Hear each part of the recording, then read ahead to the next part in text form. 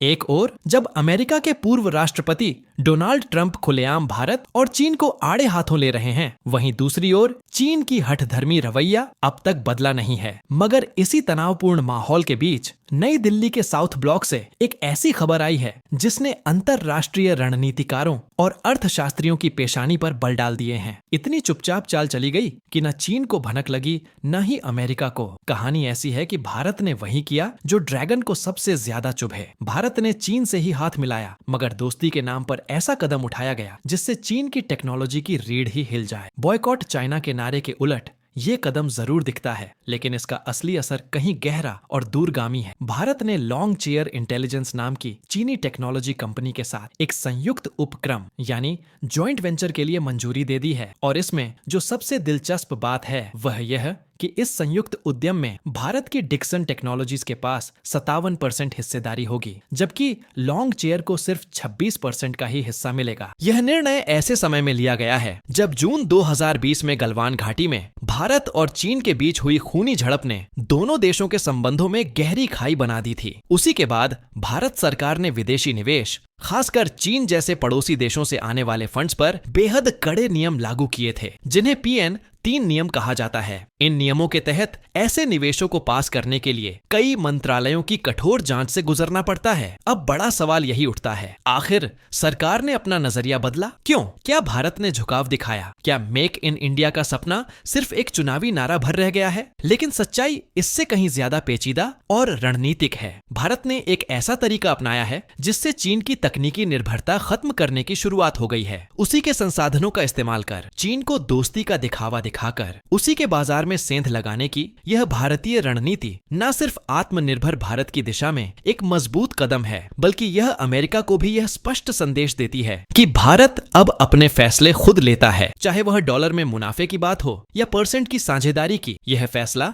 भारत की कूटनीति, आत्मविश्वास और दूरदृष्टि का प्रतीक है। इसे झुकाव समझना भूल होगी। दरअसल यह वही चाल है जो धीमी जरूर दिखती है, लेकिन शिकार को पकड़ने के लिए पूरी तैयारी से चली जाती है। पर जो कुछ बाहर से नजर आता है, असल मायने उससे कहीं ज्यादा गहरे होते हैं। पहली नजर में यह फैसला कुछ लोगों को भारत की झुकती हुई चाल लग सकती है, लेकिन अगर ध्यान से देखा जाए तो यह किसी मजबूरी का परिणाम नहीं, बल्कि भारत की एक बेहद तेज, ठोस और दीर्घकालिक रणनीति का हिस्सा है। यह वह चाल है जो अगले 5 से 10 सालों में तकनीक की दुनिया में चीन की एक छित्र सत्ता को चुनौती देने की नींव रखती है। डिक्सन को दी गई यह मंजूरी सिर्फ एक व्यापारिक सौदा नहीं है, बल्कि एक परखा गया प्रायोगिक कदम है, जिसके नतीजों पर देश की कई और बड़ी कंपनियां जैसे ईपैक ड्यूरेबल्स, PG इलेक्ट्रोप्लास्ट और कार्बन मोबाइल अपनी रणनीति तय कर रही थीं। अब जब हरी झंडी मिल गई है तो इन कंपनियों के लिए भी चीनी सहयोगियों के साथ तकनीकी समझौते का रास्ता खुल गया है। लेकिन यह खुला दरवाजा नहीं है, बल्कि एक नियोजित सुरंग है, जहां ऊपर से तो यह साझेदारी दिखती है, लेकिन अंदर ही अंदर यह भारत की तकनीकी स्वतंत्रता की तैयारी है। और भारत ने अब यह तय कर लिया है कि यह जाल चीन से छीनना है, खुलकर मगर चुपचाप, क्योंकि अगर हमें सच्चाई का सामना करना है तो यह मानना पड़ेगा कि बॉयकॉट चाइना का नारा जितना भी जोशीला हो, हकीकत उतनी ही कड़वी है। आज भी भारत में बनने या बिकने वाले इलेक्ट्रॉनिक प्रोडक्ट्स के 70 से 75% कलपुर्जे सीधे चीन से आते हैं, और जो बचे हुए 25 से 30% हैं वे ताइवान, वियतनाम या थाईलैंड से आते हैं। मगर उन्हें बनाने वाली कंपनियों के तार भी किसी न किसी रूप में चीन से जुड़े होते हैं। यानी फोन भले भारत में असेंबल हो जाए, लेकिन उसकी स्क्रीन, प्रोसेसर, बैटरी, हर अहम हिस्सा चीन से आता है। यह है वही स्क्रू ड्राइवर असेंबली मॉडल जिसमें हम सिर्फ चीजें जोड़ते हैं, जबकि असली तकनीक, प्रॉफिट और नियंत्रण चीन के पास ही बना रहता है। और अगर एक दिन चीन इन कंपोनेंट्स को भेजना बंद कर दे तो भारत की पूरी इलेक्ट्रॉनिक्स इंडस्ट्री एक झटके में ठप हो सकती है। मोदी सरकार ने अब इस निर्भरता को चुनौती देने का मन बना लिया है। सरकार ने साफ कर दिया है, अगर कोई चीनी कंपनी भारत के इतने बड़े मार्केट में बने रहना चाहती है तो सिर्फ सामान बेचने या जोड़ने से काम नहीं चलेगा। अब टेक्नोलॉजी ट्रांसफर करनी होगी, यानी सिर्फ फैक्ट्री नहीं लगानी होगी, बल्कि भारतीय इंजीनियरों को यह भी सिखाना होगा कि यह टेक्नोलॉजी आखिर बनती कैसे है। डिक्सन और लॉन्ग चेयर का यह संयुक्त उपक्रम उसी शर्त की देन है। इसका मकसद सिर्फ मोबाइल बनाना नहीं है, बल्कि चीन की तकनीक को भारत लाकर यहाँ एक स्थायी रिसर्च एंड डेवलपमेंट और इनोवेशन का इकोसिस्टम तैयार करना है। यही है भारत की नई नीति। ड्रैगन को इस्तेमाल करो और फिर उसे उसी के खेल में हरा आओ। यानी अब चीन की तकनीक को अपने हक में घुमाकर भारत उसे ही चुनौती देगा, उसकी ही टेक्नोलॉजी को समझकर उससे बेहतर, सस्ती और आत्मनिर्भर भारतीय टेक्नोलॉजी बनाकर। अगले 5 से 7 सालों में जो बदलाव आने वाला है वह आज इस शांत रणनीति से शुरू हो चुका है। यह एक साइलेंट टेक्नोलॉजिकल रिवॉल्यूशन है जिसकी नींव अब रखी जा रही है, धैर्य के साथ, योजना के साथ और विजन के साथ। ये कोई साधारण समझौता नहीं था, न ही कोई महज कारोबारी डील। यह भारत की ओर से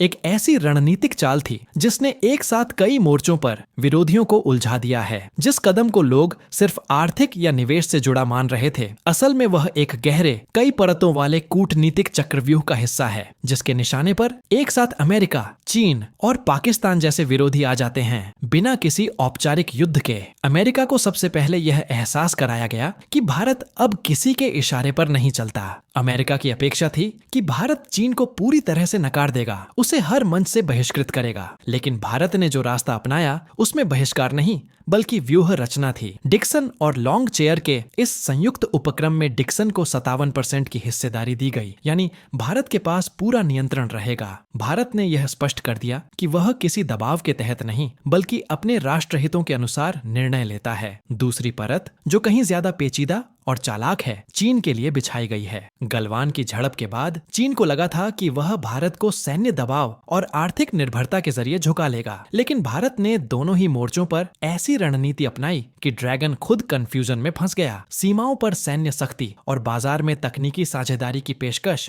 ये दो विपरीत संकेत चीन को उलझाने के लिए थे। चीन अब एक मुश्किल में है। अगर वह इस संयुक्त उद्यम में शामिल रहता है तो उसे अपनी महत्वपूर्ण टेक्नोलॉजी भारत को सौंपनी पड़ेगी, और अगर वह इस सहयोग से पीछे हटता है तो भारत जैसा विशाल और तेजी से बढ़ता हुआ बाजार उसके हाथ से निकल जाएगा। और सबसे चौंकाने वाली बात यह है कि लॉन्ग चेयर जैसी कंपनियां जो चीन की सेना PLA को तकनीकी सेवाएं देती हैं, अब वही तकनीक भारत में ट्रांसफर करने पर मजबूर हैं। यह युद्ध नहीं बल्कि दुश्मन की तलवार से उसकी ही ढाल बनाने की अनोखी नीति है। इस पूरे मॉडल की तीसरी और सबसे लंबी परत है भविष्य की तैयारी। यह संयुक्त उद्यम सिर्फ मोबाइल निर्माण तक सीमित नहीं रहने वाला। सरकार की नजर अब ड्रोन तकनीक, कृत्रिम बुद्धिमत्ता आधारित निगरानी प्रणालियों, सेमीकंडक्टर निर्माण और रक्षा इलेक्ट्रॉनिक्स जैसे क्षेत्रों पर भी है। यदि यही मॉडल इन क्षेत्रों में भी सफल होता है तो भारत अगले 5 वर्षों में चीन पर अपनी तकनीकी निर्भरता को कम कर सीधा मुकाबला करने की स्थिति में होगा। यह सब कुछ प्रधानमंत्री कार्यालय के सीधे निर्देशन में हो रहा है और नीति आयोग ने इस दिशा में प्रतिबंधों को समाप्त करने का नहीं